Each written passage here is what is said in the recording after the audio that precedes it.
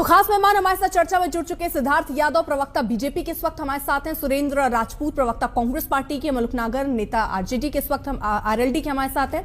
आप जो पेपर और पेन लाके जो टाइमिंग नोट करते हैं ना, इसी में दिक्कत है। चलिए खैर, मुझे नहीं लगता इसमें मलुक नागर जी को और आशुतोष जी को दिक्कत होगी। दे लीजिए सर जवाब।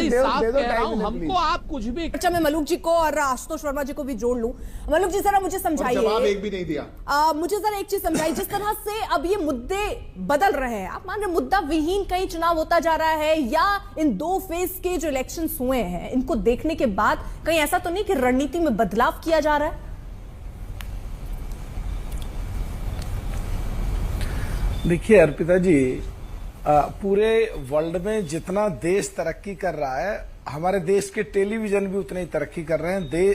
पूरे वर्ल्ड में हमारे देश के जो नेशनल टेलीविजन है इनको भी लोग देख रहे हैं। तो हमारा स्तर बहस का इतना नहीं गिरना चाहिए कि हमारे देश के बारे में एक ख्याल गलत बने बाहर विदेश में बैठे हुए लोगों का। जहां तक बात है मंदिर के मुद्दे को लाने की, या जहां तक बात है शहजादे या पीरजादे या शहंशाह, जहां तक बात है मंदिर के मुद्दे को, कांग्रेस के अध्यक्ष जिस दिन बने खड़गे साहब, उस दिन ही उनका बयान आया कि पूरा देश सनातनी हो जाएगा अगर बीजेपी की सरकार आ जाएगी। तो पहले दिन ही अध्यक्ष बनते ही सनातन के खिलाफ बोले। और हमारे भाई जो साथी राजपूत जी जो गुस्से में सीमाएं पार कर देते हैं, उसमें साउथ से रोज सनातन के या मंदिर से संबंधित, सनातन का डायरेक्ट मंदिर से संबंध है, तो वो जो खिलाफ बोल रहे हैं वो इनके अभी भी एलाइज में हैं, इनके गठबंधन में हैं। तो वो क्यों हैं? और जो आज माननीय देश के प्रधानमंत्री जी ने बोला अभी एटा से कि जो चुनाव के समय में मंदिरों में जाते हैं, जो पवित्र जनेऊ कहते हैं वो कपड़ों के बाहर ही पहन लेते हैं। और उस दिन जब देश में जो सबसे 500 साल के बाद एक ऐतिहासिक जगह थी, वहां की बात आती है तो फिर इधर की और उधर की बात करते हैं और कोशिश करते हैं गुमराह करके कुछ भी झूठ बोलो सच बोलो और उस मुद्दे को वहां से भटकाओ। जहां तक बात है देश में हमारे सनातन और जो हमारी आस्था है, जो जो लोग जिस जिस धर्म के हैं, जिस जिस की आस्था है, कोई भी शब्द किसी को ऐसा नहीं कहना चाहिए जो किसी की आस्था को चोट लगे। और बाकी सब मुद्दों पे बात हो।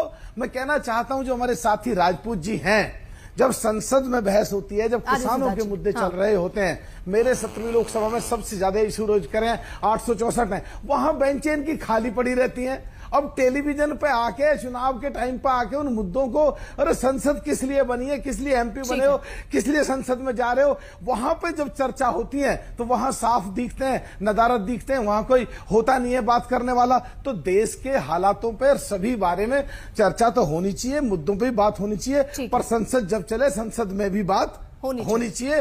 देश के लिए, विकास के लिए, रोजगार के लिए, देश की तरक्की के लिए, तमाम मुद्दों में वहाँ चर्चा होनी चाहिए। जी वो खाली पड़े रहते हैं। ठीक है आशुतोष वर्मा जी, क्या आपको लगता है कि ये मुद्दे अब आ रही हूँ मलुक जी, आ रही हूँ जल्दी मलुक जी का भी और आशुतोष जी का भी। लेकिन इसके साथ प्रधानमंत्री मलुक जी को भी वही सजा ठीक है सर, प्लीज समझ गई मैं, वो करेंगे तो आप भी करेंगे। कोई क्यों पीछे रहेगा? राजनीति में कहाँ कोई नेता पीछे रहना चाहता है? वर्कर को हमारे हर स्तर पर जाएगा। ठीक है मलुक नागर जी को भी मिले। ठीक सर।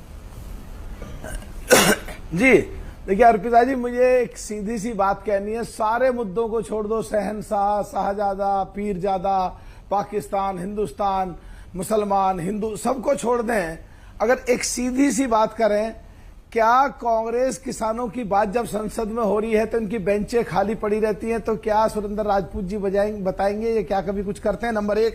नंबर 2, चौधरी चरण सिंह किसानों के देवता, किसानों के मसीहा, किसानों की बात उठाते थे या नहीं उठाते थे? नंबर तीन, अगर वो उठाते थे तो 40 दिन के बाद चौधरी चरण सिंह जी जो किसानों के देवता, उनको प्रधानमंत्री से क्यों हटा दिया? नंबर 4, उनको लगातार हम लोग संसद में, मैंने 3 बार मांग करी है, उनके भारत रत्न की मांग करी, तो इन्होंने कभी भी उनको भारत रत्न जिंदे जी रहते हुए, उनके बेटे चौधरी अजीत सिंह जी के जिंदे रहते हुए भारत रत्न क्यों नहीं दिया? आज इजाजत देता, आप सभी को रोकना होगा, लेकिन